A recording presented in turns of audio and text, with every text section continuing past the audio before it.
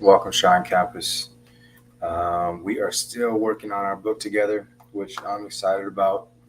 Growing as much as possible and getting your feedback and continuing to grow that so that we could eventually serve more people than we are right now.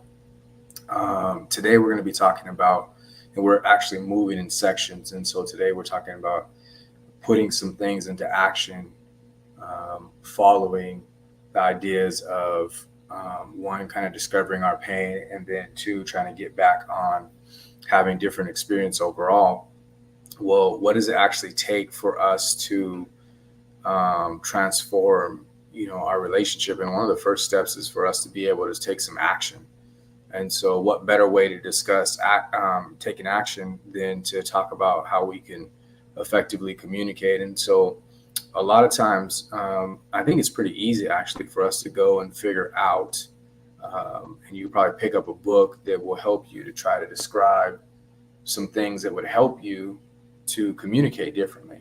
And the challenge with being able just to have those sources is there are some actions that are needed before you get to that. And so I'm always seeing couples that will come in and they'll struggle to get it right. And they're like, man, I said it the way you said to say it, Thomas, or I said it the way that I read it, or whatever that scenario is. And it just doesn't happen correctly. And what makes that? Well, we're going to go into that today. But first, I want to look at what makes some of the most common advice and communication kind of fall short. And so the first concept that we hear a lot of times is like, let's just understand the communication styles. And so I don't think that any of these ideas are bad. I think they're going to be useful at some rate. They just all are things that are aftermaths of you doing some of the things that we're going to talk about that you need to do in a little bit. And so the idea of understanding communication styles is ultimately super important because I think it makes you a lot more flexible. The hardest thing is that if you just understand communication styles in itself, it's not going to prevent the idea that says, man, I still need my partner to do it different, right? And so we're trying to somehow, a lot of times whenever people are giving that advice, they're trying to somehow get you to say like, okay, what your partner is doing is or is not okay. And I think that that's a recipe for disaster in our relationship. Another one that's common is active listening. And so again, I want to reiterate, I don't think that these things are bad. It's actually useful. And I think in our last communication or our last empathy video, we discussed being able to actively listen as a exercise for showing empathy. And so all the active listening in the world, and you probably already know it if you're doing relationship stuff, is like, man, I do actively listen, and that doesn't make my partner less angry. It doesn't make me feel any better. It really makes things continue at some rate if we are missing, again, some of the things that we're going to talk about in a second. I statements. So I statements is not one of my favorite advice giving scenarios for communication. The reason is because I think we still know, like, we're not tricking each other, right? So if I use an I statement instead of me saying you always throw your clothes on the floor, right? Instead, you would change that to something like, I feel that your clothes are always on the floor. I feel that you're always throwing the clothes on the floor. And so you're changing it to an I feel statement, but the blame is still there. And so that's kind of a tricky one. And it's probably one of my least favorite common advice scenarios. But again, I think the idea behind it's useful, which is you want to take responsibility for what's going on inside of you. I do think there's a different way to do that, and we'll talk about that in a second. The last one to me is the most relevant and useful, which is your timing. I agree that a lot of times we need to get to a place where we're emotionally and thoughtfully in a space where we could actually communicate. Sometimes we want to try to force communication just because it's our belief, or for whatever reason we don't want to let it go, we don't want to lose, or we want to hurry up and win, or whatever that is in that argument or that conversation. We're trying to finish this conversation right now, and sometimes the emotions are just too high. And so that communication advice is pretty useful. But it comes on the heels of, and I think all four of those things get better if you can do these three things. And so let me go over the three things that I believe in and teach with my couples, and has worked for me in redoing how I do my relationship. And so one is commitment is everything, you guys. You must start out with. And so it's hard for you to have a conversation with your partner that's going to move somewhere in a positive place if you're not committed to your relationship.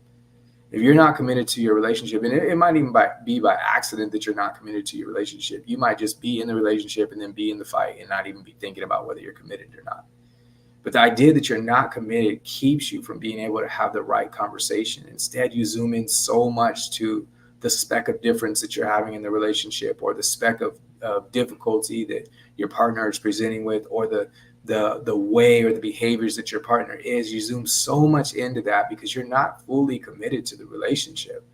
And so the more commitment we have to the relationship for ourselves in our heart, this is before you even talk to your partner about it. And it's good to be able to let your partner know this, but for you yourself, the more commitment that you have in your heart to your relationship, I'm going to make sure this relationship works, and I'm going to make sure that I'm in this relationship long term. The more you have that commitment statement, I'm telling you, all the other advice that you can get just goes through the roof. Like, the use of it is so amazing. And then you're less likely to have to think about those things too. The second thing is, a lot of times we're not operating in our relationship from a vision that's shared between the two of us. So one is, we don't talk about a vision, and we don't have really a growing vision for our relationship. Like, what's the conversation about if it's not about us moving forward and growing and getting better inside of our relationship? Right? In that case, we could have all kinds of mundane conversations about things that really are about past scenarios or hurts that we've done, instead of us really growing and trying to move towards each other. And so you'll notice, if you can create a vision inside of your relationship that's growing and helps the two of you to be able to focus, then now your conversations and your interaction and the communication that you can do will change, because it has a different kind of focus on it. So it's a huge deal for us to be able to have some kind of shared and constant growing type of vision inside a relationship. The third one is for you to be able to really look at what is the hardship inside of our relationship, like what keeps coming up, and then try to trace it back to your pride factor. So something that I've talked about for a long time is that there's three things that will really keep us from being able to grow as people. One is, I'm too good. Another one is, I'm too shy. And another one is that I'm too cool. The difference between being too good and too cool, too good says, like, I already know those things, and I don't necessarily have to abide by certain things, or I don't have to look at anything with that situation. Too cool means I'm above it. Like, that's not me. I'm beyond that scenario, right? And too shy, well, it's pretty much the opposite of those two, but it still is a pride factor. And so as we look at those areas of pride in our relationship, you will see that your communication happens better if you can deal with and then do away with your pride factor.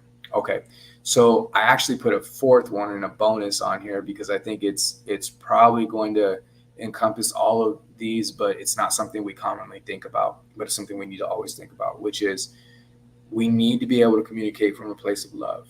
And so when you find yourself communicating and you feel like, man, my communication is not going well, think about the reasons you're communicating. You're probably communicating to make sure that somebody else does something different so you can be okay. You're not communicating because you love that person. You're not communicating from a loving place. You're just communicating to try to get something different to happen, even if it's something that would be useful to happen. Like, it'd be useful if my partner understood me, and I just want them to understand me, right? Or it'd be useful if they hear me, and I just want them to hear me.